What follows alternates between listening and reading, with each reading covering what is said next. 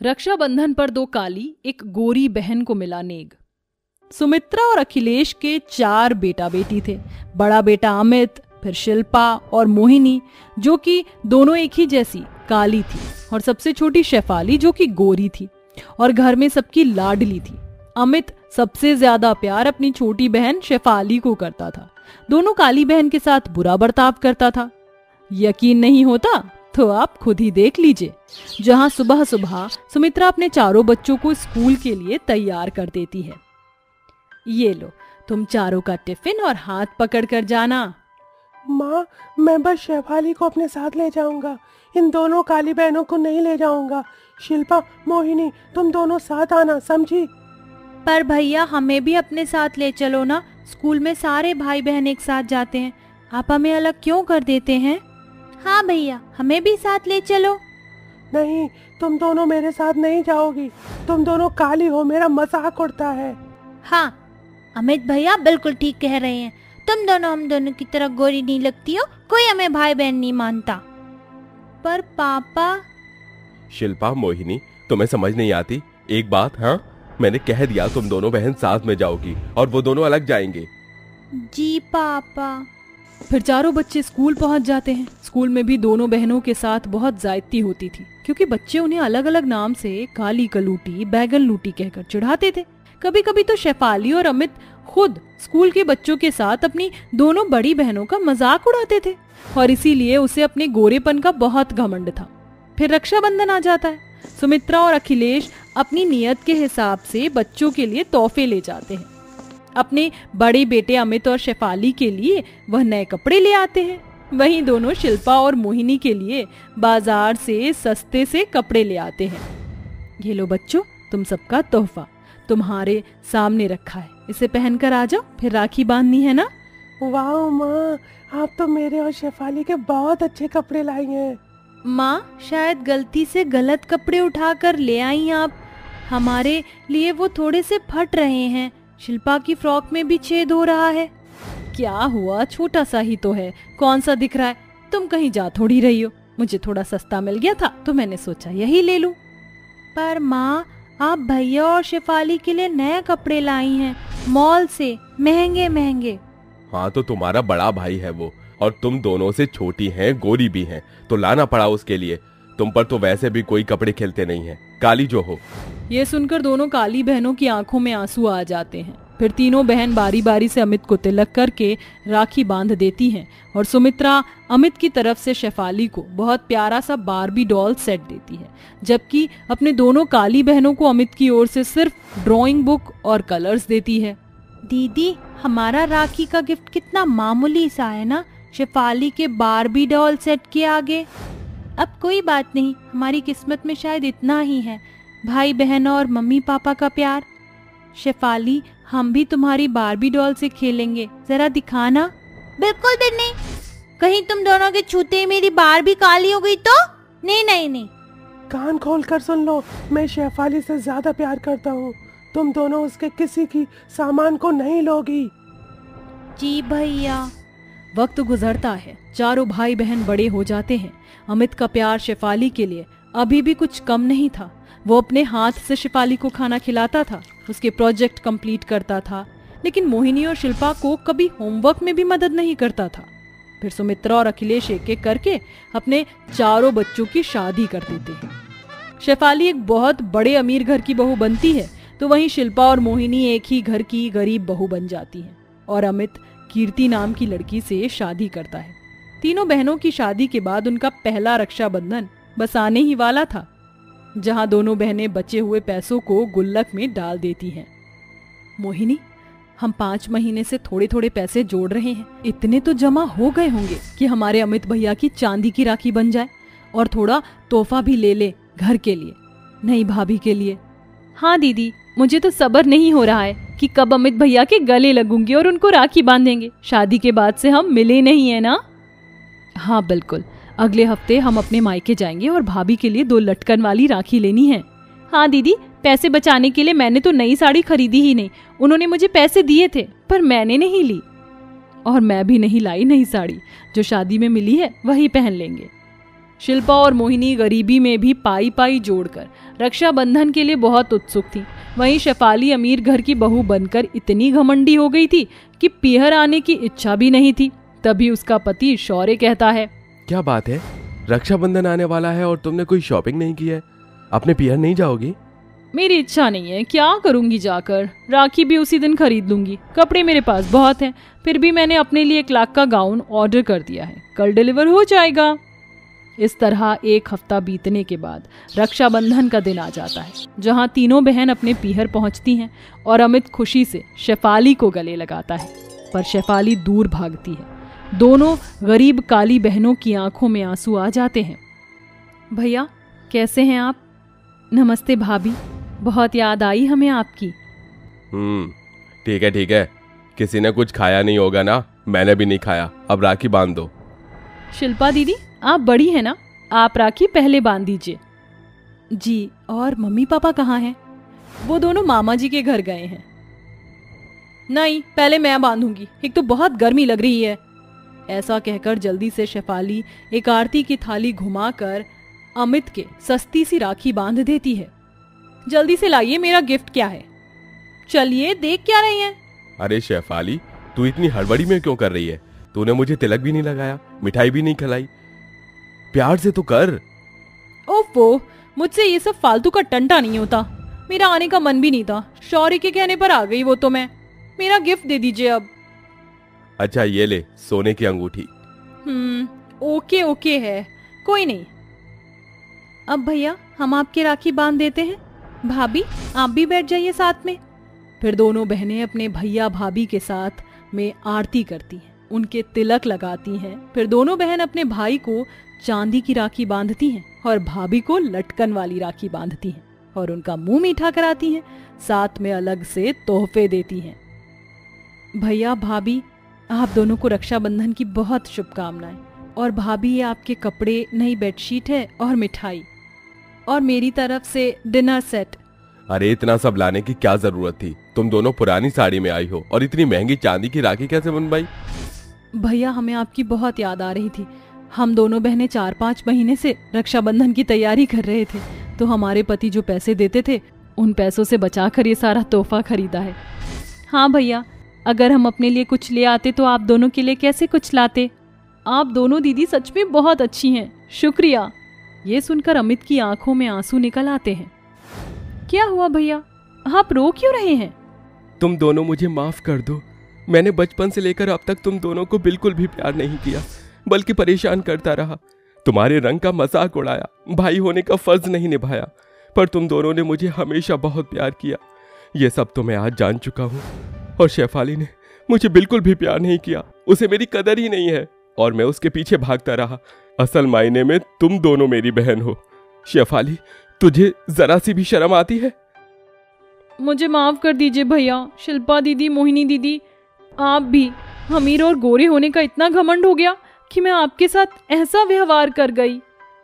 अरे आज इतना बड़ा खुशी का दिन है, ऐसे रोकर जाया नहीं करेंगे। भूल चूक माफ हो गई सबकी, अब सिर्फ जश्न। इस तरह अमित और शेफाली को मोहिनी और शिल्पा की कदर हो जाती है और वो सब एक साथ भाई बहन की तरह प्यार से रहने लगते हैं और रक्षाबंधन को मनाते हैं। तो दोस्तों, इस रक्षाबंधन आप भी अपने भाई बहनों से सारे गिले शिकवे माफ कर लीजिए। सुनैना अपनी नई बहू का गृह प्रवेश करती है। आओ बहू, घर के अंदर आओ। इस घर में तुम्हारा स्वागत है। इस घर को अपना ही समझो। आज से तुम इस घर की बहू हो। सुनैना के कहने पर उसकी नई बहू कामिनी घर के अंदर आती है। पहले तो वो अपनी आंखों से पूरे घर को चारों तरफ से देखती है। क्या हुआ बहू, घर पसंद नहीं आया क्या? नहीं, अच्छा है, बहुत अच्छा है, घर मुझे पसंद आया।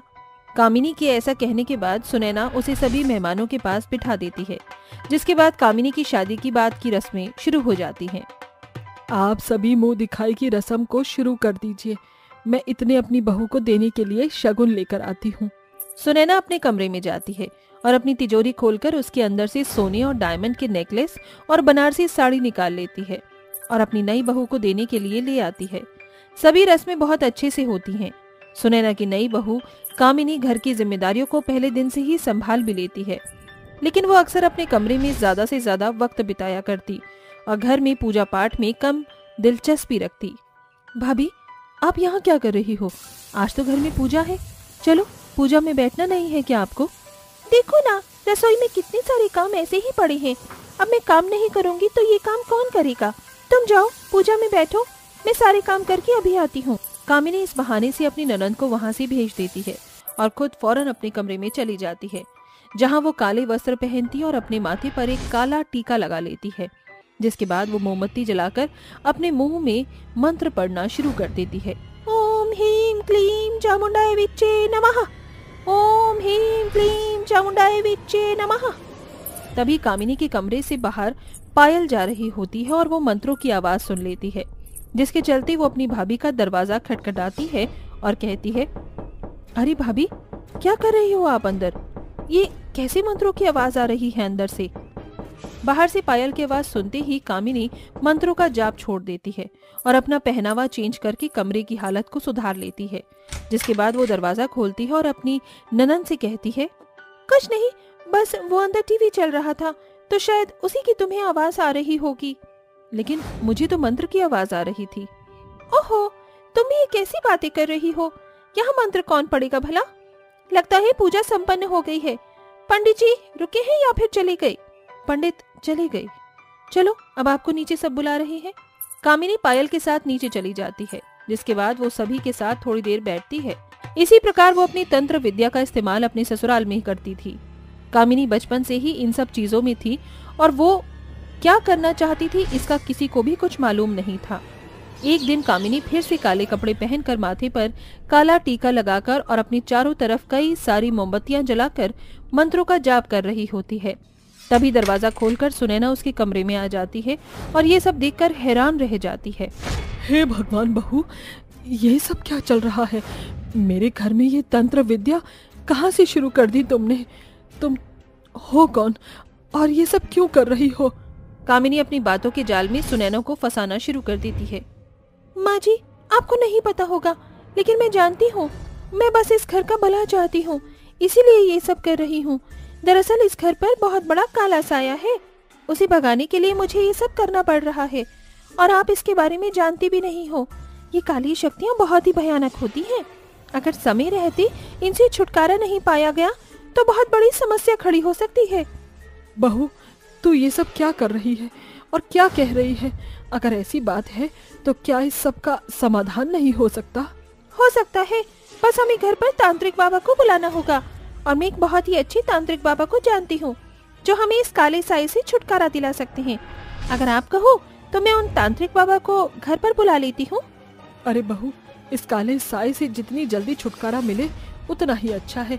मैं तो कहती हूँ आज ही तांत्रिक बाबा को घर पर बुला ले। अगर ऐसा कुछ है तो आज ही तांत्रिक बाबा को बुलाकर समस्या का समाधान कर देना चाहिए। कामिनी एक तांत्रिक बाबा को घर पर बुला लेती है। तांत्रिक बाबा घर पर आने के बाद घर के चारों तरफ नींबू रख देते हैं और घर के अंदर बीचों बीच बैठकर अपने चारों तरफ मोमबत्तियां लगाकर मंत्रों का जाप भी करने लगते हैं। जिसके बाद वो अपने झोले से भभूति निकालते हैं और सभी को चखने के लिए देते हैं। थोड़ी थोड़ी भभूति सभी को अपनी जुबान पर चखनी है और यहाँ पर आकर बैठना है और ध्यान रखना, इस घेरे से कोई भी बाहर निकलना नहीं चाहिए। तांत्रिक के कहे अनुसार सभी अपनी जुबान पर भभूति चख लेते हैं। बेटा, चिंता मत कर, सब कुछ ठीक हो जाएगा। माँ, मुझे डर लग रहा है, लेकिन मुझे अपनी पत्नी कामिनी और तांत्रिक बाबा पर भरोसा है, वो सब कुछ ठीक कर देंगे। सब लोग एक दूसरे को सहानुभूति दे रहे होते हैं, जिसके बाद भभूति अपना असर दिखाना शुरू कर देती है और घर के सभी सदस्य एक एक करके बेहोश हो जाते हैं। सबके बेहोश होने के बाद तांत्रिक बाबा घर के अंदर से सभी चीज चोरी करना शुरू कर देते हैं। वो तिजोरियों को खोलता है और उनके अंदर से सोना, चांदी, हीरे, पैसे सब चुरा लेता है।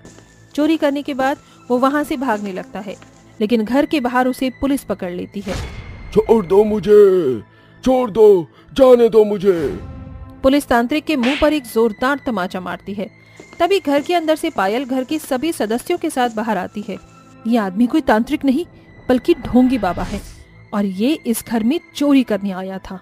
अब अपनी सच्चाई तो खुद अपने मुंह से बताएगा या फिर हम तुझे मार मार कर तेरी पूरी सच्चाई निकलवाएं? नहीं नहीं, मैं सब कुछ बताता हूँ।